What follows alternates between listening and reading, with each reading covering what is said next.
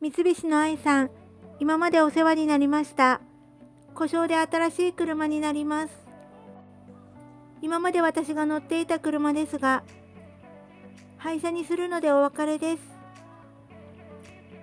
修理見積もりで前は外されていますが、ある日気づいたら前方が少しずれていて、中の部品が欠損しているとのこと。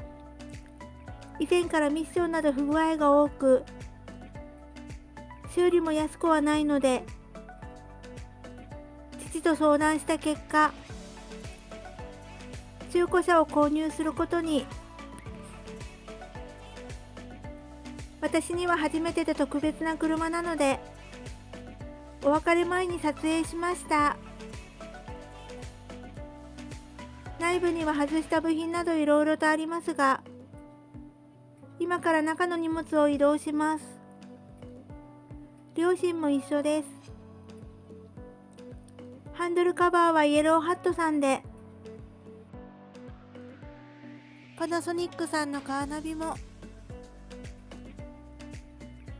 バックモニターもハットさんです。愛さんとタラの芽、山菜採りも時々一緒でした。以前はよくドライブにも行ったり、帯広や札幌まで運転したり、お世話になりました。鍵までも愛着が。これも鍵です。シートカバーなども外しました。後からつけたミラーなども外します。ピンクのクラゲは彼氏と色違い。